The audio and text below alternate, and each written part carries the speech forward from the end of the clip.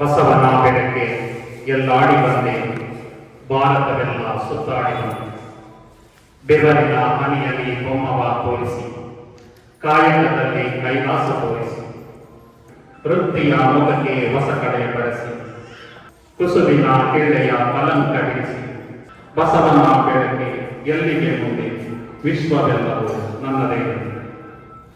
ಕರ್ನಾಟಕದ ಸಾಂಸ್ಕೃತಿಕ ನಾಯಕ ವಿಶ್ವಗುರು ಬಸವಣ್ಣನವರನ್ನು ಸ್ಮರಿಸಿರುವಂತಹ ನಾಡಿನ ಹೆಸರಾಂತ ಕವಿಗಳಾದಂತಹ ಸಿದ್ದಯ್ಯ ಪುರಾಣಿಕರವರ ಈ ಒಂದು ಕವಿತೆಯನ್ನು ಸ್ಮರಿಸಿ ಈ ದಿನ ಬಸವ ಧರ್ಮ ಕೇಂದ್ರ ಬೆಂಗಳೂರು ಹಾಗೂ ಸದ್ಗುರು ಶ್ರೀ ಕೆಂಡಗಣ್ಣ ಸ್ವಾಮಿ, ಶ್ರೀ ಮಲೆ ಮಹದೇಶ್ವರ ಸ್ವಾಮಿ ಸೇವಾ ಟ್ರಸ್ಟ್ ಸಹಯೋಗದೊಂದಿಗೆ ಕೆಂಡಗಣ್ಣ ಸ್ವಾಮಿ ಗದ್ದಿಗೆಯಲ್ಲಿ ಬಸವ ಜಯಂತಿ ಕಾರ್ಯಕ್ರಮ, ಶರಣ ಸಂಗಮ ಮತ್ತು ಸನ್ಮಾನ ಕಾರ್ಯಕ್ರಮವನ್ನು ವಿಶೇಷವಾಗಿ ಆಯೋಜನೆಯನ್ನು ಮಾಡುತ್ತಾರೆ.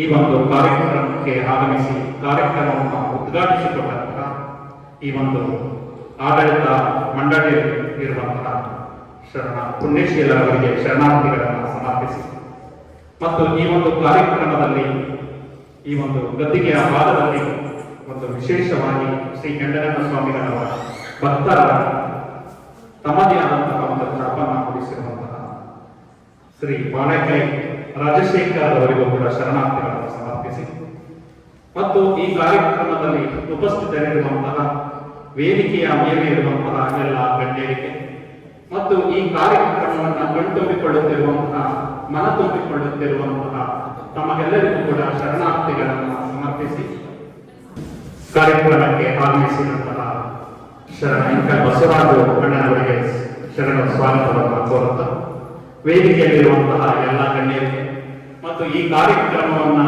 ನಡೆಸಲು ಕಾರಣೀಭೂತರಾಗಿರುವಂತಹ ಬಸವ ಧರ್ಮ ಕೇಂದ್ರ ಚಾರಿಟಬಲ್ ಟ್ರಸ್ಟ್ನ ಶ್ರೀ ಬಸವಪ್ರಿಯ ನಾಗರಾಜರವರಿಗೂ ಕೂಡ ಶರಣಾರ್ಥಿಗಳನ್ನು ಸಮರ್ಪಿಸುತ್ತಾರೆ.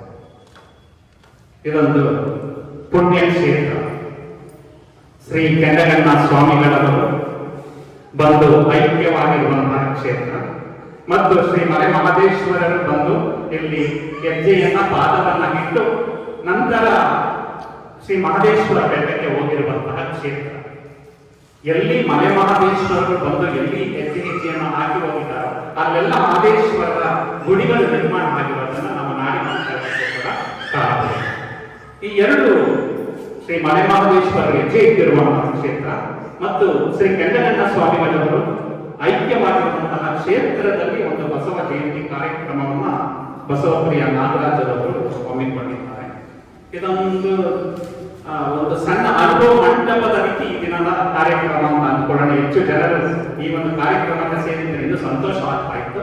ಆದರೂ ಕೂಡ ನಮ್ಮಲ್ಲೇ ಒಂದು ಮನದ ಮಲಿನವನ್ನ ಹೋಗಲಾಡಿಸಿಕೊಳ್ಳೋದಕ್ಕೆ ನಾವೆಲ್ಲ ಸೇರಿ ಒಂದು ವಿಶೇಷವಾದಂತಹ ಕಾರ್ಯಕ್ರಮ ನಡೆಯಲು ಕಾರಣೀಭೂತರಾಗಿದ್ದಾರೆ ನಮ್ಮ ಬಸವಪ್ರಿಯ ನಾಗರಾಜರು.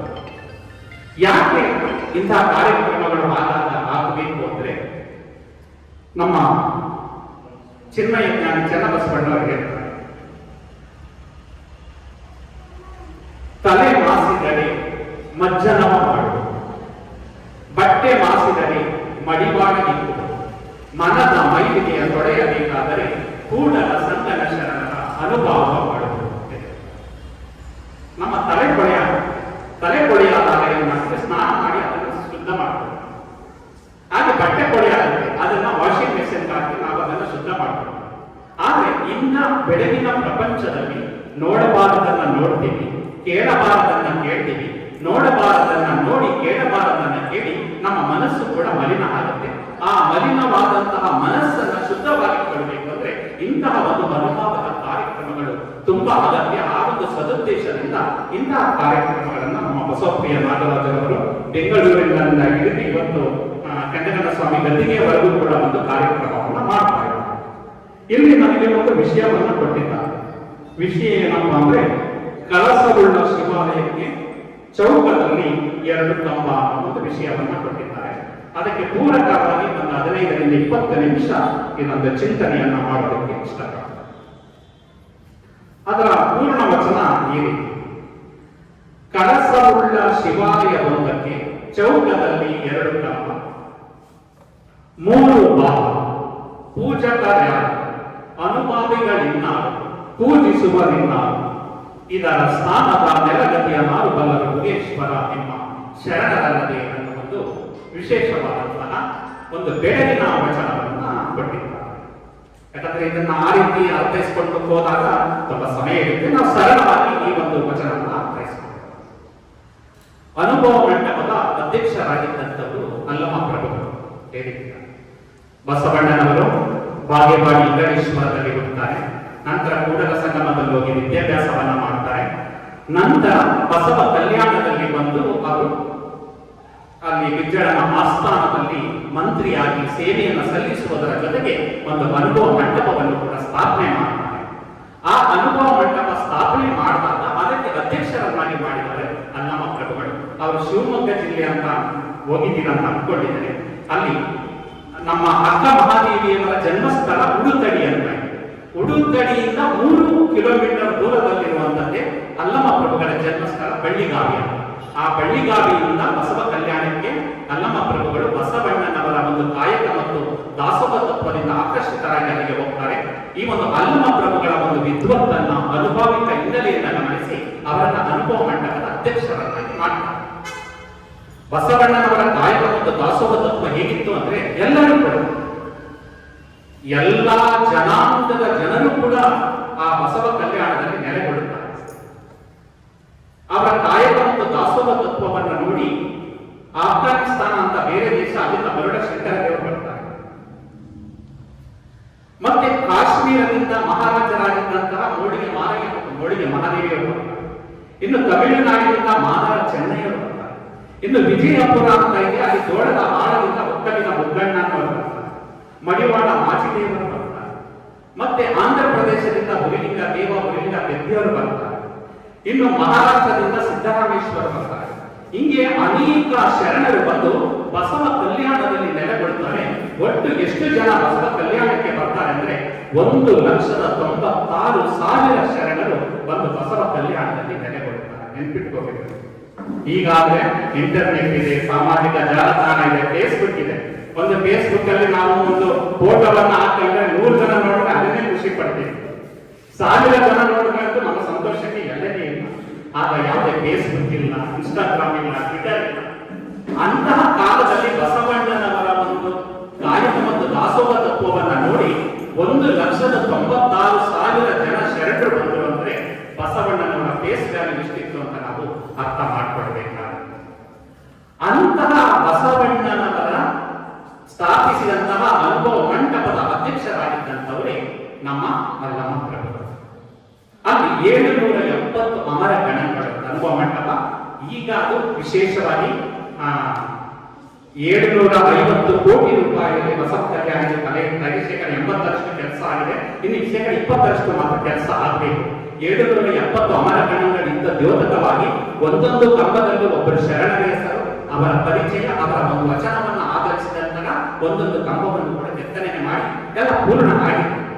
ನಾವೆಲ್ಲ ಪ್ರವಾಸ ಹೋದಾಗ ಒಂದ್ಸಲ ಬಸವ ಕಲ್ಯಾಣಕ್ಕೆ ಹೋಗಿ அந்த ಸ್ಥಳಗಳನ್ನ ಕಂಡುಕೊಂಡ್ಬಿಡ್ತಾರೆ.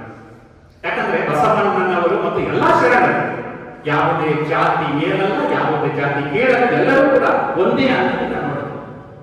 ಅಲ್ಲಿ ಬಸವಣ್ಣನವರ ಮನೆ ಇರುತ್ತೆ, ಅರಿವಿನ ಮನೆ. ಅಲ್ಲಿಗೆ ಜವರೇಗೌಡರು ದೊಡ್ಡಬಿಡ್ತಾರೆ, ಸಾಹಿತಿಗಳು ಗೊತ್ತಿರಬಹುದು, ಖ್ಯಾತ ಸಾಹಿತಿ. ಆ ಜವರೇಗೌಡರು ಹೋದ ತಕ್ಷಣ ಅರಿವಿನ ಮನೆಯಲ್ಲಿ ಸಾಷ್ಟಾಂಗ ನಮಸ್ಕಾರ ಮಾಡ್ಬಿಡ್ತಾರೆ. ಅಂದ್ರೆ ಇಡೀ ಸಂಪೂರ್ಣ ದೇಹವನ್ನು ತಾಗಿ ಸಾಷ್ಟಾಂಗ ನಮಸ್ಕಾರವನ್ನು ಮಾಡ್ಬಿಡ್ತಾರೆ ಅರಿವಿನ ಮನೆಯಲ್ಲಿ. ಜವರೇಗೌಡರು ಏನ್ ಮಾಡ್ತಾ ಮಾಡ್ತಿದ್ದೀರ ಅಂದಾಗ ಇದು ಶರಣರು ತಿರುಗಾಡಿದಂತ ಸ್ಥಳಗಳಂತ. ಈ ಮಣ್ಣಿನ ಕಣಕಣಗಳಲ್ಲೂ ಕೂಡ ಒಂದು ತತ್ವ ಇದೆ. ಆ ತತ್ವ ನಮ್ಮ ಮೈಗೆ ಸ್ಪರ್ಶವಾದಾಗ ನಾವು ಎಲ್ಲೋ ಹೊರಟೋಗ್ಬಿಡ್ತೀವಿ ಅಂತ ಹೇಳಿದ್ದಾರೆ. ಅಂತಹ ಒಂದು ದೈವಿಕ ಕಣ ಇರುವಂತದ್ದೇ ಆ ಬಸವ ಕಲ್ಯಾಣ.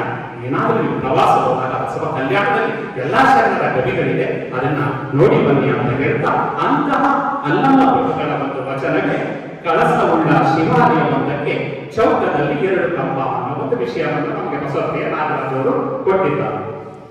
ಏನು ಕಳಸವುಳ್ಳ ಶಿವಾಲಯವೊಂದಕ್ಕೆ ಚೌಕದಲ್ಲಿ 2 ಕಂಬ? ಕಳಸವುಳ್ಳ ಶಿವಾಲಯ ಯಾವುದು? ನಾವು ದೇವಸ್ಥಾನವನ್ನ ನೋಡ್ತೇವೆ. ದೇವಸ್ಥಾನದಲ್ಲಿ ಶರಣರಿದ್ದಾರೆ, ಇನ್ಯಾವುದು ದೇವರನ್ನ ಸ್ಥಾಪನೆ ಮಾಡಿದ್ದಾರೆ.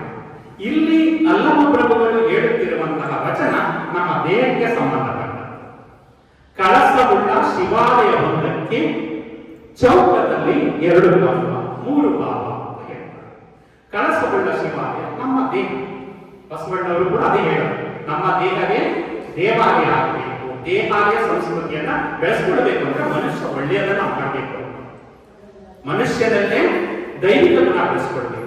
ಅದು ಬಗ್ಗೆ 12ನೇ ಶತಮಾನದಲ್ಲಿ ಎಲ್ಲ ದೇವರ ಬಗ್ಗೆ ಹೇಳ್ತಾ ಹೋಗ್ತಾರೆ. ದೇವರು ಅಂದ್ರೆ ಭಯ, ದೇವರು ಅಂದ್ರೆ ಏನೋ ಒಂದು ಭಯದಿಂದ ಅವರನ್ನು ಪೂಜಿಸಬೇಕು ಅನ್ನೋ ಒಂದು ಭಾವವನ್ನ ಬಿಟ್ಟುಬಿಟ್ಟಿರ್ತಾರೆ.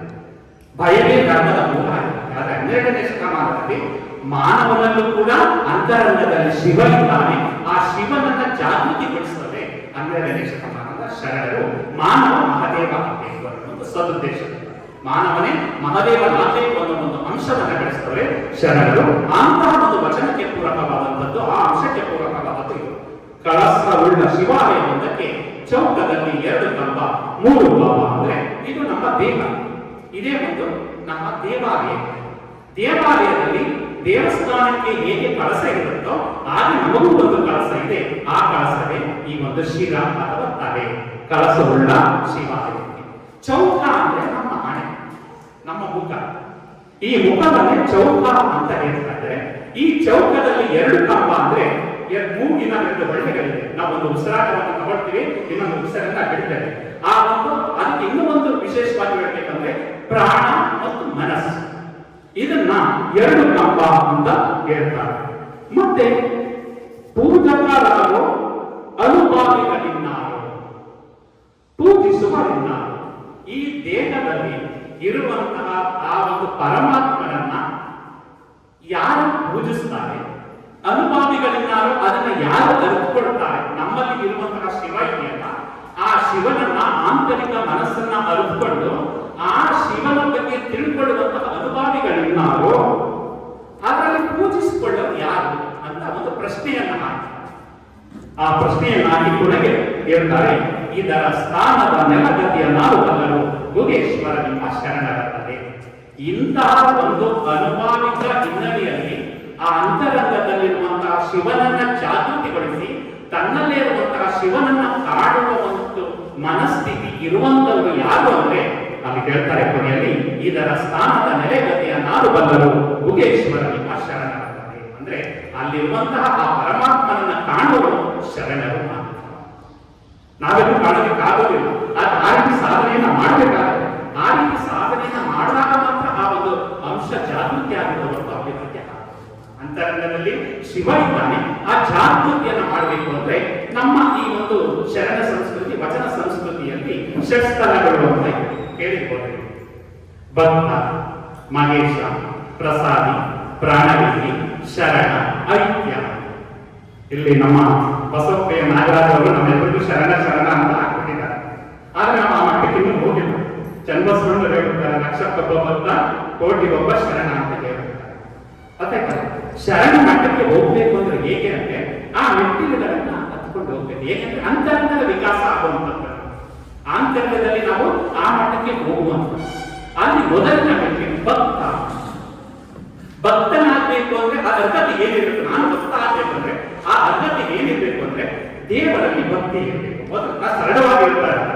ಇದನ್ನ ಇನ್ನೂ ನಾನು ಬೆಳಗಿನ ರೂಪದ ಬಗ್ಗೆ ವಿಶೇಷತೆ ಇರುತ್ತೆ. ಇಲ್ಲಿ ಭಕ್ತ ಆಗಬೇಕು ಅಂದ್ರೆ ದೇವರಲ್ಲಿ ಭಕ್ತಿ ಇರಬೇಕು, ಗುರುಗಳ ಬಗ್ಗೆ ಗೌರವ ಇರಬೇಕು. ಅದು ಭಕ್ತ ಸ್ಥಾನ. 6 ಮೆಟ್ಟಿಲಲ್ಲಿ ಮೊದಲನೇ ಮೆಟ್ಟಿಲು ಅದಿದ್ರೆ ನೀವು ಭಕ್ತರಾಗಿದ್ದೀರಿ. ದೇವರಲ್ಲಿ ಭಕ್ತಿ ಇರಬೇಕು, ಗುರುಗಳ ಬಗ್ಗೆ ಗೌರವ ಇರಬೇಕು, ಇದು ಭಕ್ತ ಸ್ಥಾನ. ಇನ್ನು 2ನೇ ಸ್ಥಾನ ಮಹೇಶ್ವರ. ಮಹೇಶ್ವರ ಆಗಬೇಕು ಅಂದ್ರೆ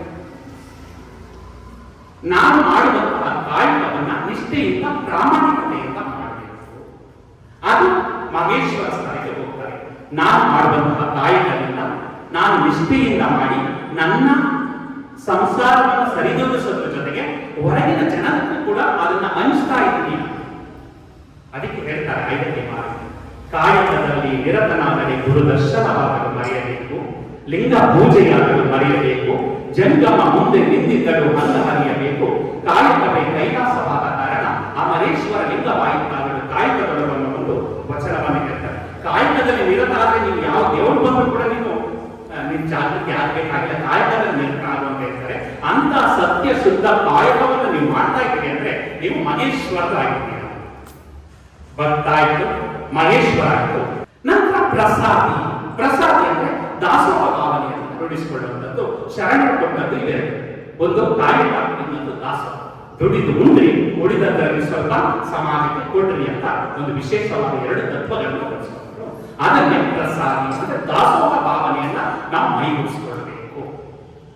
ನಮ್ಗೆ ನೀನು ಕಷ್ಟಪಟ್ಟು ಕೊಡ್ಬೇಕು, ನಿನಗೆ ಜೀವನದಲ್ಲಿ ಸಾಕಾಗಿ ಸ್ವಲ್ಪ ಉಳಿತಲ್ಲ, ಉಳಿದದನ್ನು ಸಮಾಜಕ್ಕೆ ಹಂಚುವ ಅನ್ನೋ ಒಂದು ಉದ್ದೇಶದಿಂದ ಇದನ್ನ ಬಿಟ್ಟರು. ಅದಾದಾಗ ನಾವು ಪ್ರಸಾದಿಸ್ತಾ ಅರ್ಥ. ಮೂರನೆಯದು ಪ್ರಾಣವಿದ್ಯೆ. ಪ್ರಾಣವಿದ್ಯೆ ಆಗ್ಬೇಕಾದ್ರೆ ಏನು?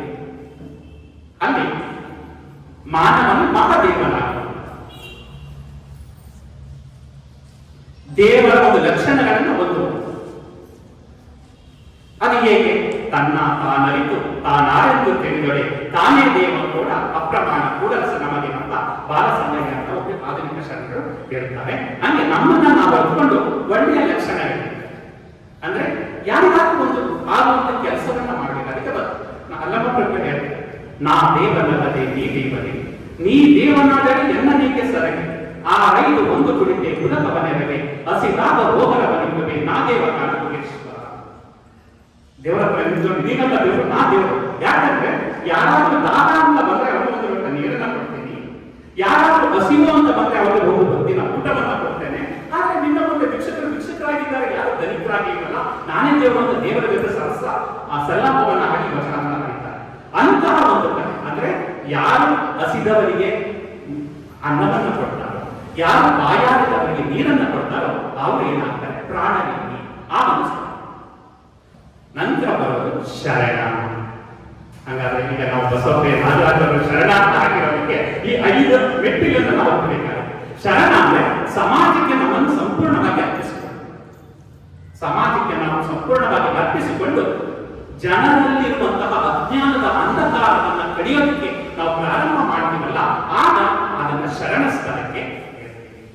ಕೊನೆಯ ಐಕ್ಯ. ಐಕ್ಯ ಅಂದ್ರೆ ನಾವು ಈ ಭೂಮಿಯನ್ನ ಬಿಟ್ಟು ಅಥವಾ ಈ ಒಂದು ಲೋಕದ ಜೀವನವನ್ನ ಕಲಿತವಲ್ಲ, ಅದನ್ನು ನಾವು ಇರುವಾಗಲೇ 5-6 ಸ್ಥಳಗಳನ್ನ ನೋಡುವಂಥದ್ದು. ಐಕ್ಯ ಸ್ಥಳ ಅಂದ್ರೆ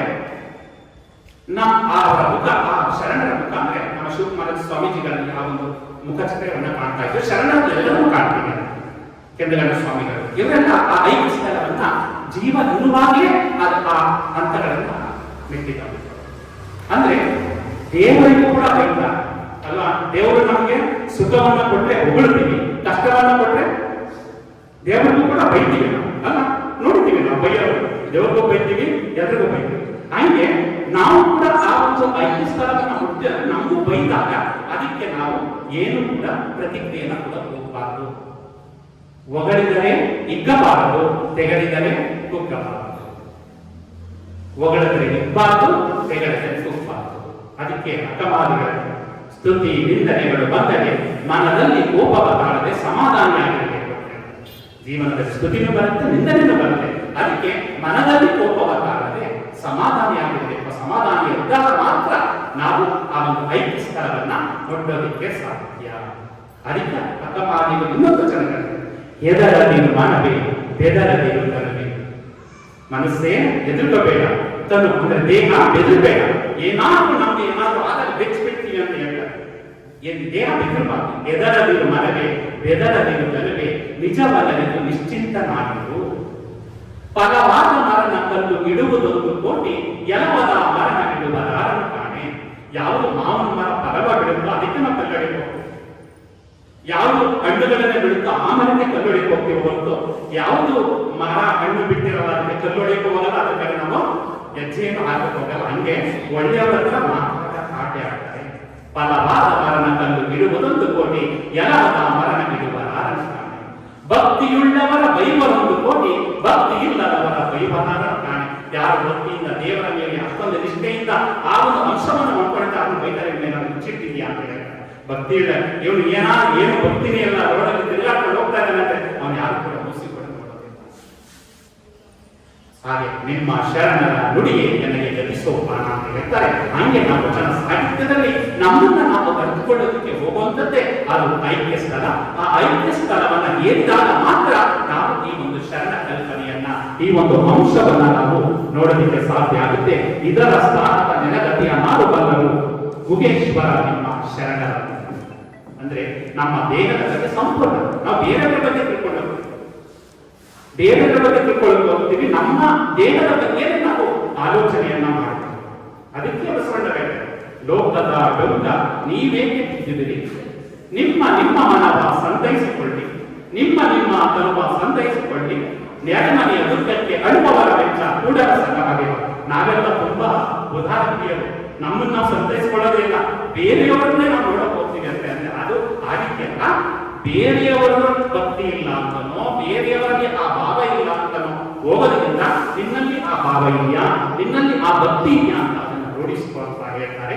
ಅದನ್ನ ರೂಢಿಸ್ಕೊಳ್ಬೇಕು ಅಂತ ಹೇಳ್ತಾ ಈ ಸಂದರ್ಭದಲ್ಲಿ ಒಕ್ಕಲಿಗ ಮುದ್ದಣ್ಣ ಅನ್ನೋ ಶರಣರು ವಿಜಯಪುರದ ಜೋಳದ ಆಳ ಅನ್ನೋ ಗ್ರಾಮದಿಂದ ಬಸವ ಕಲ್ಯಾಣಕ್ಕೆ ಬರ್ತಾರೆ. ಆ ಒಂದು ಪ್ರಸಂಗವನ್ನು ಹೇಳಿ ನನ್ನ ಒಂದು ನುಡಿಗೆ ವಿರಾಮವನ್ನ ಹೇಳ್ತಾ ಇದ್ದೇನೆ. ಒಕ್ಕಲಿಗ ಮುದ್ದಣ್ಣನವರು ವಿಜಯಪುರ ಜಿಲ್ಲೆಯ ಜೋಳದ ಆಳದಲ್ಲಿ ಎಲ್ಲ ಜನಾಂಗ ಬಸವ ಕಲ್ಯಾಣದಲ್ಲಿ ಬಸವಣ್ಣನವರ ಜೊತೆ ಇದ್ದಂತಹ 770 ಶರಣರು 1,96,000 ಅಂದ್ರೆ ಯಾವುದೇ ಸರ್ವ ಜನಾಂಗದ ಶಾಂತಿಯ ತೋಟ. ಆದರೆ ಒಕ್ಕಲಿಗ ಮುದ್ದಣ್ಣನವರು 12 ಗಂಟೆಯ ಸಮಯ ಹೀಗೆ ಆ ಸಂದರ್ಭದಲ್ಲಿ ವ್ಯವಸಾಯವನ್ನ ಮಾಡ್ತಾರೆ. ಬಸವಣ್ಣನವರು ಬಸವ ಕಲ್ಯಾಣದಿಂದ ಧರ್ಮ ಜಾಗೃತಿಯನ್ನು ಉಂಟು ಮಾಡೋದಕ್ಕೆ ಬಸವ ಕಲ್ಯಾಣದಿಂದ ಕುದುರೆಯಲ್ಲಿ ಏರಿ ಬರ್ತಾ ಇದ್ದಾರೆ. ಬಂದು ಜೋಳದ ಆಳ ಅನ್ನೋ ಒಂದು ಗ್ರಾಮದ ಹೊರವಲಯದಲ್ಲಿ ಕುದುರೆಗೆ ಬಿಸಿಲಾಗುತ್ತೆ, ಇನ್ನು ಆಯಾಸ ಆಗಿದೆ, ಇನ್ನು ಮುಂದೆ ಪಯಣ ಕೆಲಸ ಬೇಡ ಅಂತ ಹೇಳಿ ಏನ್ ಮಾಡ್ತಾರೆ, ಕುದುರೆಯನ್ನ ಒಂದು ಮರಕ್ಕೆ ಕಟ್ಟಿ ಆಗ ಒಂದು ಕಲ್ಲಿರುತ್ತೆ, ಕಲ್ಲಿನ ಮೇಲೆ ಕೂತ್ಕೊಳ್ತಾರೆ. ಕೂತ್ಕೊಂಡಾಗ ಒಕ್ಕಲಿಗ ಮುದ್ದಣ್ಣನವರು ದೂರದಿಂದ ನೋಡ್ತಾರೆ, ಯಾವುದೋ ಒಂದು ವಯಸ್ಸಾಂತಿಯ ಶಕ್ತಿ ಬಂದಾಗ ಕೂತ್ಕೊಂಡ ಕಾಯ್ತಲ್ಲ ಅಂತ ಹೇಳಿ ಓಡೋಡಿ ಆ ಆಲುಕೋಲನ್ನ ಹಿಡ್ಕೊಂಡು ಎತ್ತುಗಳನ್ನ ಅಲ್ಲೇ ಬಿಟ್ಟು ಓಡೋಡಿ ಬರ್ತಾರೆ. ಓಡೋಡಿ ಬಂದು ಬಸವಣ್ಣನವರಿಗೆ ಶರಣಾರ್ಥಿಗಳನ್ನ ಅರ್ಪಿಸಿ, ನಿಮ್ಮನ್ನ ನೋಡಿದ್ರೆ ಮಹಾನುಭಾವ ರೀತಿ ಕಾಣ್ತಾ ಇದ್ದಾರೆ, ನಿಮ್ಮ ಹೆಸರೇನು ಅಂದಾಗ ನನ್ನ ಹೆಸರು ಬಸವಣ್ಣ ಅಂತ ಕರೀತಾರೆ. ಹೀಗೆ ವಚನ ಸಾಹಿತ್ಯವನ್ನು ರಚಿಸಿ ಧರ್ಮ ಜಾಗೃತಿಯನ್ನು ಉಂಟು ಮಾಡ್ತಿದ್ದೀನಿ ಅಂತ ಪರಿಚಯ ಮಾಡ್ತಾರೆ. ಆಗ ಭಕ್ತರಿಗೆ ಮುದ್ದಣ್ಣರಿಗೆ ಖುಷಿಯಾಗುತ್ತೆ. ದೇವರ ಬಳಿ ನಾವು ಬೇಕು, ಆದ್ರೆ ದೇವರೇ ನನ್ನ ಬಳಿ ಬಂದಂಗಾಯ್ತಲ್ಲ ಅಂತ ಹೇಳಿ ನಾನು ಹಲವಾರು ವರ್ಷದಿಂದ ಬಸವ ಕಲ್ಯಾಣಕ್ಕೆ ಬರಬೇಕು ಅಂತ ಆಸೆಯನ್ನು ಇಟ್ಕೊಂಡಿದ್ದೆ. ಆದ್ರೆ ನೀವೇ ನನ್ನ ಬಳಿ ಬಂದದ್ದು ನನ್ನ ಮನಸ್ಸಿಗೆ ತುಂಬಾ ಸುಖ ಕೊಡುವಂತಹ ವಿಚಾರ, ಸಂತೋಷ ಕೊಡುವ ವಿಚಾರ ಅಂತ ಹೇಳಿ ಬಸವಣ್ಣನವರೇ ಧರ್ಮ ಅಂದ್ರೆ ಏನು ಅಂತ ಹೇಳಿ ಆಗ ಬಸವಣ್ಣರು ಹೇಳ್ತಾರೆ, ಧರ್ಮ ಅಂದ್ರೆ ಏನು ಅಂತ ನಾನು ಅನೇಕ ವರ್ಷಗಳಿಂದ ಅಧ್ಯಯನ ಮಾಡಿದ್ದೇನೆ, ಅನೇಕ ಸಾವಿರಾರು ವಚನಗಳನ್ನ ಬರೆದಿದ್ದೇನೆ. ನಿಂತ ಜಾಗದಲ್ಲಿ ಧರ್ಮ ಅಂತ ಹೇಳೋದಕ್ಕೆ ಸಾಧ್ಯ ಅಂತ, ಧರ್ಮ ಅಂತ ಏನು ಅಂತ ಹೇಳ್ಬೇಕು ಅಂದ್ರೆ ವರ್ಷಗಟ್ಟಲೆ ಬೇಕು, ತಿಂಗಳಗಟ್ಟಲೆ ಬೇಕು, ವಾರಗಟ್ಟಲೆ ಬೇಕು. ಈಗ ಧರ್ಮ ಹೇಗೆ ಹೇಳಕ್ಕಾಗುತ್ತೆ ಅಂದಾಗ ಬಸವಣ್ಣವರೇ, ನಾನು ರೈತ, ನಾನು ಬಲವನ್ನ ಉಂಟಾಗಿದ್ದೇನೆ, ಉಳಿಮೆ ಮಾಡುವ ರೈತ, ನಾನು ಗಂಟೆಗಟ್ಟಲೆ, ತಿಂಗಳುಗಟ್ಟಲೆ, ವರ್ಷಗಟ್ಟಲೆ ಧರ್ಮದ ಸಾರವನ್ನ ತಿಳಿಯುವ ವ್ಯವಧಾನ ನನಗಿಲ್ಲ. ನೀವು ಎರಡೇ ಮಾತಿನಲ್ಲಿ ಧರ್ಮ ಏನು ಅಂತ ಹೇಳಿ ಅಂದಾಗ ಬಸವಣ್ಣನಿಗೆ ಖುಷಿ ಆಗುತ್ತೆ. ನಿಂತ ಸ್ಥಳದಲ್ಲೇ ನನ್ನನ್ನು ಪರೀಕ್ಷೆ ಮಾಡುವಂತಹ ಒಬ್ಬ ನಿಷ್ಠೆ ಶರಣ ಸಿಕ್ಕದಲ್ಲ ಅಂತ ಮನಸ್ಸಿನಲ್ಲಿ ಖುಷಿ ಪಟ್ಕೊಂಡು ಆಗ ಹೇಳ್ತಾರೆ, ಮನಸ್ಸಿನ ಸಂತೋಷ ಪಟ್ಕೊಂಡು ಹೇಳ್ತಾರೆ, ದಯವಿಲ್ಲದ ಧರ್ಮವಾದ ಯಾವುದೇ, ದಯವೇ ಬೇಕು ಸಕಲ ಪ್ರಾಣಿಗಳಿಗಾಗಿ, ದಯವೇ ಧರ್ಮದ ಮೂಲವಯ್ಯ ಕೂಡಲ ಸಂತಯ್ಯನಂತಲ್ಲ ಬಲ್ಲನೆ. ದಯವಿಲ್ಲದ ಧರ್ಮ ಯಾವುದು? ಯಾವುದೇ ಧರ್ಮವನ್ನು ತಗೊಳ್ಳಿ, ನೀವು ಇಸ್ಲಾಂ ಧರ್ಮ ತಗೊಳ್ಳಿ, ಕ್ರೈಸ್ತ ಧರ್ಮ ತಗೊಳ್ಳಿ, ಪ್ರತಿಯೊಂದು ನಮ್ಮ ಹಿಂದೂ ಧರ್ಮ ತಗೊಳ್ಳಿ, ಎಲ್ಲಾ ಧರ್ಮವನ್ನು ತಗೊಳ್ಳಿ, ಶರಣ ಧರ್ಮ ತಗೊಳ್ಳಿ, ಎಲ್ಲಾ ಧರ್ಮಗಳಲ್ಲೂ ಕೂಡ ಏನು ದಯೆ ಅನ್ನೋದೇ. ದಯೆ ಇಲ್ಲದ ಧರ್ಮವನ್ನು ಆಗೋದಿಲ್ಲ. ದಯವೇ ಬೇಕು ಸಕಲ ಪ್ರಾಣಿಗಳೆಲ್ಲ, ಎಲ್ಲಾ ಪ್ರಾಣಿಗಳಲ್ಲೂ ಕೂಡ ಒಂದು ದಯೆ ಇದೆ. ದಯೆಯೇ ಧರ್ಮದ ಮೂಲ. ಇದನ್ನು ಕೇಳಿದ ತಕ್ಷಣ ಒಕ್ಕಲಿಗ ಮುದ್ದಣ್ಣನವರಿಗೆ ಆದಂತಹ ಖುಷಿ ಅಷ್ಟಿಷ್ಟ. ಬಸವಣ್ಣನವರಿಗೆ ಶರಣಾರ್ಥಿಗಳನ್ನು ಅರ್ಪಿಸಿ ಎಷ್ಟೊಂದು ಸರಳವಾಗಿ ಧರ್ಮ ಅಂದ್ರೆ ಏನು ಅಂತ ಹೇಳ್ಕೊಡ್ತಾರೆ ಅಂತ ಹೇಳಿ ಆಗ ಆ ಕಡೆಯಿಂದ ಬರಬೇಕಾದ್ರೆ ಬಾರುಕೋಲನ್ನ ಹಿಡ್ಕೊಂಡು ಭಾರವಾದ ಹೆಜ್ಜೆಯನ್ನು ಹಾಕೊಂಡು ಬಂದಿರ್ತಾರೆ. ಆ ಮಾತುಗಳನ್ನು ಕೇಳಿದ ತಕ್ಷಣ ಅವರ ಹೃದಯ ಹಗುರ, ಸಂತೋಷದಲ್ಲಿ ಕುಡಿ ಕುಣಿದಾಡ್ತಾರೆ, ಹೂವಿನ ರೀತಿ ಹಗುರ ಆಗುತ್ತೆ. ಅವರಿಗೆ ಶರಣಾರ್ಥಿಗಳನ್ನು ಅರ್ಪಿಸಿ ನಂತರ ಈ ಕಡೆಯಿಂದ ಅವರು ಹಗುರವಾದ ಹೂವಿನ ರೀತಿ ಹೆಜ್ಜೆಯನ್ನು ಹಾಕೊಂಡು ಹೋಗ್ತಾರೆ. ಅದುವರೆಗೆ ಎತ್ತುಗಳಿಗೆ ಬಾರುಕೋಲಲ್ಲಿ ಹೊಡಿತಾರೆ. ಆಗ ಬಾರುಕೋಲಿಗೆ ಹೊಳೆಯದನ್ನು ಬಾರುಕೋಲನ್ನು ಬಿಸಾಕಿ ಎತ್ತುಗಳಲ್ಲಿ ಎದೆಗೆ ಅವಚಿಕೊಳ್ತಾರೆ. ಅವಚಿಕೊಂಡು ಅವರಿಗೂ ಪ್ರೀತಿಯ ವರ್ಷ ಕರೀತಾರೆ. ಪ್ರೀತಿಯ ಮಳೆ. ಬಂಧುಗಳು, ಯಾವುದೇ ಹೂವು ಹಿಮಾಲಯ ಪರ್ವತಕ್ಕೇರಿ ತಪಸ್ಸನ್ನ ಮಾಡಿ ಅಥವಾ ಶಾಲಾ ಕಾಲೇಜುಗಳನ್ನು ಸೇರಿ ಪದವಿಗಳನ್ನ ಪಡೆದಿಲ್ಲ. ಆದರೆ ಎಲ್ಲ ಹೂಗಳು ಕೂಡ ದೇವತೆಗೆ ಅಂಕಿತವಾಗುತ್ತೆ. ಕಾರಣ ಅದರ ಸೌಂದರ್ಯದಿಂದಲ್ಲ, ಅದರ ಪರಿಮಳದಿಂದ. ಅಂತಹ ಪರಿಮಳ ಬೀರುವಂತಹ ವ್ಯಕ್ತಿಗಳು ನಾವಾಗಬೇಕು ಅನ್ನೋದು ಈ ಒಂದು ಉದ್ದೇಶ. ಆ ಸಂದರ್ಭದಲ್ಲಿ ಒಕ್ಕಲಿಗ ಮುದ್ದಣ್ಣನವರು ಕೂಡ ಬಸವಣ್ಣನವರ ಪ್ರಭಾವಕ್ಕೆ ಒಳಗಾಗಿ ಅವರು ಹೋಗ್ತಾರೆ. ಇಲ್ಲಿಗೆ ಬಸವ ಕಲ್ಯಾಣಕ್ಕೆ ಹೋಗ್ತಾರೆ. ಬಸವ ಕಲ್ಯಾಣದಲ್ಲಿ ಅನುಭವ ಮಂಟಪದಲ್ಲಿ ಕೂತ್ಕೋತಾರೆ. ಅವರು ಕೂಡ ವಚನವನ್ನು ಬರೀತಾರೆ. ಅವರು ಬರುವಂತಹ ವಚನ ಅಂಗವೇ ಭೂಮಿಯಾಗಿ. ಅಂಗಾದ್ರೆ ಇಲ್ಲಿ ನಮ್ಮ ದೇವರೇ ಭೂಮಿಯಾಗಿ, ಲಿಂಗವೇ ಬೆಳೆಯಾಗಿ. ನಾವು ಕಟ್ಟುವಂತಹ ಇಷ್ಟಲಿಂಗ ಬೆಳೆಯಾಗಿ. ಆ ಲಿಂಗ ಬೆಳೆ, ಅಂಗ ಭೂಮಿ, ಲಿಂಗ ಬೆಳೆ. ವಿಶ್ವಾಸವೆಂಬ ಭತ್ತ ಬರೆಯುವುದು. ಆ ಇಷ್ಟಲಿಂಗ ಇಟ್ಕೊಳ್ತೀವಿ, ಇಟ್ಕೊಂಡಾಗ ವಿಶ್ವಾಸ ಬೆಳಿಬೇಕು. ಅದಕ್ಕೆ ವಿಶ್ವಾಸವೆಂಬ ಭತ್ತ ಬರೆಯುವುದು. ಆ ವಿಶ್ವಾಸ ಅನ್ನುವ ಭತ್ತ ಬಂದಾಗ ಉಂಟು ಸುಖಿಯಾಗಿರಬೇಕೆಂದ ಕಾಮ ಭೀಮ ಜೀವನ. ವಿಶ್ವಾಸ ಅನ್ನುವ ಭತ್ತ ಯಾವಾಗ ಬೆಳೆಯುತ್ತೋ ಅದನ್ನ ಉಂಟು ಸುಖಿಯಾಗಿರಬೇಕು ಅಂತ ಕಾಮ ಭೀಮ ಜೀವನ ಬರೆಯಾದ ಒಂದು ವಚನ ಮುಖಾಂತರ ಅವರು ಕೂಡ ಶರಣರಾಗಿದ್ದಾರೆ. ಎಲ್ಲ ಕಾಯಕ ಜೀವಿಗಳು ಕೂಡ ಆಗ ಯಾವುದೇ ಕೂಡ ಜಾತಿ ಇರಲಿಲ್ಲ. ನಂತರ ಜಾತಿಗಳಾಗ್ಬಿಟ್ಟಾರೆ. ಒಂದೊಂದು ಕಾಯಕ ಮಾಡಿದ್ರೆ ಒಂದೊಂದು ಜಾತಿ ಅಂತ. ಈಗ ನಾವು ಜಾತಿ ಮಾಡಬೇಕು ಅಂದ್ರೆ ಆಗ ಕಾಯಕ ಮಾಡ್ತವ್ರ ಜಾತಿ. ಈಗ ನಾವಂದ್ರೆ ಶಿಕ್ಷಕರು ಅಂದ್ರೆ ಶಿಕ್ಷಕರ ಜಾತಿ, ಇಂಜಿನಿಯರ್ ಅಂದ್ರೆ ಇಂಜಿನಿಯರ್ ಜಾತಿ, ಅಲ್ಲ ಡಾಕ್ಟರ್ ಅಂದ್ರೆ ಡಾಕ್ಟರ್ ಜಾತಿ ಅಲ್ಲ ಸರ್. ಒಂದೊಂದು ಜಾತಿಯಾಗಿ ಕ್ರಿಯೇಟ್ ಆಗಿರುತ್ತೆ. ಆದ್ರೆ ಎಲ್ಲಾ ಜಾತಿಗಳು ಒಂದೇ ಅನ್ನೋ ಒಂದು ಭಾವವನ್ನ ಮೂಡಿಸಿದಂತಹ ಒಂದು ಶರಣರು. ಅಂತಹ ಶರಣರ ಒಂದು ನುಡಿಗಳನ್ನ ಮಾತನಾಡಿ ಇಂತಹ ಒಂದು ಕ್ಷೇತ್ರದಲ್ಲಿ ಒಂದೊಂದು ಊರನ್ನು ಕೂಡ ಅವರು ಆಯೋಜನೆ ಮಾಡ್ಕೊಂಡು ಬರ್ತಾ ಇದ್ದಾರೆ ನಮ್ಮ ಬಸವಪ್ರಿಯ ನಾಯಕರು. ಆದ್ರೆ ಇಲ್ಲಿ ಕೆಂಡಗಂಡ ಸ್ವಾಮಿಗಳವರು ಐಕ್ಯವಾಗಿರುವಂತಹ ಸ್ಥಳದಲ್ಲಿ ಮಾತನಾಡಿದ್ರೆ ಅಲ್ಲಿ ಇರುವಂತಹ ಜನರಿಗೆ ಈ ಒಂದು ವಿಚಾರವನ್ನು ತಲುಪಿಸಿದ್ರೆ ಕೇಳುವಂತವರು 10 ಜನ ಆಗಲಿ 15 ಜನ ಆಗಲಿ ಎಷ್ಟು ಜನ ಅಂತ ಮುಖ್ಯ ಅಲ್ಲ. ಇರುವಂತಹ ಜನ ಒಂದು ವ್ಯವಧಾನದಿಂದ ಕೇಳ್ತಾರೆ, ಒಂದು ಅರ್ಥ ಬರುತ್ತೆ ಅಂತ ಹೇಳಿ ನಮ್ಮ ಕೆಂಡಗಂಡ ಸ್ವಾಮಿಗಳ ಬಗ್ಗೆ ಆ ಒಂದು ಕ್ಷೇತ್ರದಲ್ಲಿ ಕಾರ್ಯಕ್ರಮವನ್ನು ಮಾಡಿದ್ದಾರೆ. ಕೆಂಡಗಂಡ ಸ್ವಾಮಿಗಳ ಬಗ್ಗೆ ನಾವು ಒಂದು ಸಾಕ್ಷ್ಯಚಿತ್ರ ಮಾಡಿದ್ದೇವೆ, ದಯಮಾಡಿ ನೋಡಿ. ಸದ್ಗುರು ಕೆಂಡಗಂಡ ಸ್ವಾಮಿ ಅಂತ ನೀವು ಯೂಟ್ಯೂಬ್ ಅಲ್ಲಿ ನೋಡಿದ್ರೆ ಆ ಒಂದು ಸಾಕ್ಷ್ಯ ಚಿತ್ರ ಅವರ ಬಾಲ್ಯ ಜೀವನದಿಂದ ಹಾವೇರಿಯಿಂದ ಬರ್ತಾರೆ. ಹಾವೇರಿಯಿಂದ ಬಂದು ನಂತರ ಬೆಂಗಳೂರಿಗೆ ಹೋಗಿ, ನಂತರ ಕೊಳ್ಳೇಗಾಲಕ್ಕೆ ಹೋಗಿ, ನಂತರ ಮಾದಾಪುರಕ್ಕೆ ಬಂದು, ಮಾದಾಪುರದಿಂದ ಇಲ್ಲಿ ಬಂದು ಐಕ್ಯವಾಗುವಂತಹ ಸಂಪೂರ್ಣ ಜೀವನ ಚರಿತ್ರೆಯನ್ನು ನಾನು ಮತ್ತು ನಮ್ಮ ಮನೆಯವರು ಅವರ ಜೀವನ ಚರಿತ್ರೆಯನ್ನು ಕೊಟ್ಟಿದ್ದೇವೆ. ದಯಮಾಡಿ ಓದಿ. ಜೊತೆಗೆ ಮನೆ ಮಹದೇಶ್ವರರ ಒಂದು ಸಾಕ್ಷ್ಯ ಚಿತ್ರವನ್ನು, ಅವರು ಕೂಡ ಶ್ರೀಶೈಲದಿಂದ ಬರ್ತಾರೆ. ಶ್ರೀಶೈಲದಿಂದ ಬಂದು ಅನೇಕ 77 ಮಲೆಗಳನ್ನ ಹೋಗ್ತಾರೆ. 77 ಬೆಟ್ಟಗಳು, 77 ಬೆಟ್ಟಗಳ ಹೆಸರು ಕೂಡ ಕೊಟ್ಟಿದೆ. ಮಲೆ ಮಹದೇಶ್ವರ ಅಂತ ಹೊಡೆದ್ರೆ ನೀವು ಅದನ್ನ ಸಾಕ್ಷ್ಯ ಚಿತ್ರ ಇರುತ್ತೆ. ಇಲ್ಲ ಅಂದ್ರೆ ನನ್ನ ನಂಬರ್ ತಗೊಂಡ್ರೆ ನಿಮಗೆ ವಾಟ್ಸಪ್ ಅಲ್ಲಿ ಅದನ್ನ ಕಳಿಸ್ತೇನೆ. ಮಲೆ ಏನೇನೋ ನೋಡೋದಿಲ್ಲ. ಮಲೆ ಮಹದೇಶ್ವರ ಅಂದ್ರೆ ಬರೀ ಹೋಗೋದು ಪೂಜೆ ಮಾಡೋದಲ್ಲ, ಅವರ ಬಗ್ಗೆ ಅವರ ಜೀವನ ಚರಿತ್ರೆ, ಅವರ ತಂದೆ ತಾಯಿ ಅದೆಲ್ಲವನ್ನ ತಿಳ್ಕೊಳ್ಬೇಕು ಅಂತ ಹೇಳ್ತಾ ಇವತ್ತು ಇಂತಹ ಒಂದು ವಿಶೇಷವಾದಂತಹ ಉಪನ್ಯಾಸದಲ್ಲಿ ಕಳಸವುಳ್ಳ ಶಿವಾಲಯದಲ್ಲಿ ಚೌಕದಲ್ಲಿ 2 ಕಂಬ ಅನ್ನೋ ಒಂದು ವಿಚಾರವನ್ನು ಕೊಟ್ಟಿದ್ರು. ಇದರ ಅರ್ಥ ಇಷ್ಟೇ: ಮಾನವ ಮಹಾದೇವನ ಮಾನವ ಅಂಧಕಾರ ಅಜ್ಞಾನ ಎಲ್ಲವನ್ನ ಹೋಗ್ಲಾಡಿಸಬೇಕು, ಸಾತ್ವಿಕರಾಗಬೇಕು. ಸಾತ್ವಿಕರಾಗಿ ರಜಸ್ಸು ಮತ್ತು ತಮಸ್ಸು ಅನ್ನೋ 3 ಭಾಗ ಇರುತ್ತದೆ. ಸಾತ್ವಿಕರು ಮತ್ತು ರಜಸ್ಸು ತಮಸ್ಸು ಅನ್ನೋದು ಅಂದ್ರೆ ರಜಸ್ಸು ಅಂದ್ರೆ ಒಂದು ಕ್ರಿಯಾಶೀಲರಾಗಿ ಒಂದು ಅಧಿಕಾರದ ಆಸೆ ಉಂಟಾಗೋದು, ತಮಸ್ಸು ಅಂದ್ರೆ ಅಜ್ಞಾನ ಉಂಟಾಗೋದು. ಇವೆರಡನ್ನ ಬಿಟ್ಟು ಸಾತ್ವಿಕರಾಗಿ ನೀವು ಪೂಜಿಸಿಕೊಳ್ಬೇಕು ಅನ್ನೋ ಒಂದು ವಿಚಾರವನ್ನ ಈ ಒಂದು ವಚನ ನಮಗೆ ಅರ್ಥೈಸುತ್ತೆ. ಆ ಒಂದು ವಚನವನ್ನ ಜೀವನದಲ್ಲಿ ಅಳವಡಿಸಿಕೊಂಡು ಇವತ್ತು ಶ್ರೀ ಕೆಂಡಗಂಡ ಸ್ವಾಮಿ ಗದ್ದಿಗೆಯಲ್ಲಿ ನಾವು ಕೂಡ ಇಲ್ಲಿ NSS ಕ್ಯಾಂಪ್ಗಳಿಂದ 2 ಸಂದರ್ಭದಲ್ಲಿ ಆ ವೇದಿಕೆಯಲ್ಲಿ ಕೂಡ ಮಾತಾಡಿದ್ದು. ಇಲ್ಲೂ ಕೂಡ ಕರೆದಿ ಅಂದಾಗ ನಾವು ಪಕ್ಕದ ಗ್ರಾಮದವರೇ ಆಗಿರೋದ್ರಿಂದ ಇಲ್ಲಿ ಕರೆದಾಗ ನಮ್ಮ ಮನದ ಒಲಿವು ಕೂಡ ದೂರ ಆಗುತ್ತಲ್ಲ ಅಂತ ಬಂದು ಇಲ್ಲಿ ಒಂದೆರಡು ವಿಚಾರವನ್ನು ಹಂಚಿಕೊಂಡಿದ್ದೇನೆ. ಇಲ್ಲಿ ಇದು ನಿಮಗೆ ಉಪಯೋಗ ಆದರೆ ನಿಮ್ಮ ತಲೆಯಲ್ಲಿ ಇಟ್ಕೊಳ್ಳಿ, ಉಪಯೋಗ ಇಲ್ಲೇ ಬಿಟ್ಟು ಹೋಗಿ ಅಂತ ಹೇಳ್ತಾ ನಮ್ಮನ್ನ ಕರೆಸಿ ಒಂದು ಉಪನ್ಯಾಸ ಮಾಡಲು ಅವಕಾಶ ಮಾಡಿಕೊಟ್ಟಂತಹ ಬಸವಪ್ರಿಯ ನಾಗರಾಜರವರಿಗೆ, ಆಸಕ್ತಿಯಿಂದ ಭಾವಿಸಿದಂತಹ ವೇದಿಕೆಯಲ್ಲಿರುವ ಎಲ್ಲ ಗಣ್ಯರಿಗೆ ತಮಗೆಲ್ಲರಿಗೂ ಕೂಡ ಶರಣಾರ್ಥಿಗಳನ್ನು ಸಮರ್ಪಿಸಿ ಹೊರಡುವೆ ನಾನು, ಹೊರಡುವೆ ಮುಂದೆ, ಬರುವುದು ವಿಶ್ವವು ನನ್ನಯ ಮುಂದೆ, ಅವರಿವರೆಂಬನೆ ಎಲ್ಲರೂ ಒಂದೇ, ಎಲ್ಲರಿಗೆ ಬರುವ ಒಬ್ಬನೇ ತಂದೆ, ಬರುವೆನು ಭೂಮಿಯನ್ನು ಬೆಳಗಿ ಬಸವನ ಬೆಳಗ್ಗೆ ಎಲ್ಲಾಡಿ ಬಂದೆ, ಭಾರತವೆಲ್ಲ ಸುತ್ತಾಡಿ ಬಂದೆ, ಬಸವನ ಬೆಳಕು ನಿಮ್ಮ ಬದುಕಿನಲ್ಲಿ ಬೆಳಕನ್ನು ಉಂಟು ಮಾಡಲಿ ಅಂತ ಹೇಳ್ತಾ ನನ್ನ ಒಂದೆರಡರೊಳಗೆ ವಿರಾಮವನ್ನು ಹೇಳ್ತಾ ಇದ್ದೇನೆ. ಜೈ ಬಸವ, ಜೈ ಶರಣ.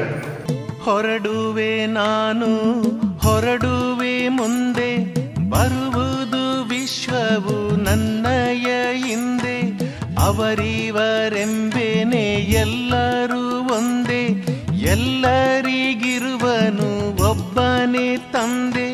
ಬರುವೇನು ಬರುವೇನು ಭುವಿಯನ್ನು ಬೆಳಗಿ, ಬರುವೇನು ಬಂದೇ ಬರುವೇನು. ಬಸವನ ಬೆಳಕೆ ಎಲ್ಲಾಡಿ ಬಂದೆ, ವಿಶ್ವವೆಲ್ಲವೂ ನನ್ನದೇ ಎಂದೇ. ಬಸವನ ಬೆಳಕೆ ಎಲ್ಲಾಡಿ ಬಂದೆ, ವಿಶ್ವವೆಲ್ಲವೂ ನನ್ನದೇ ಎಂದೇ.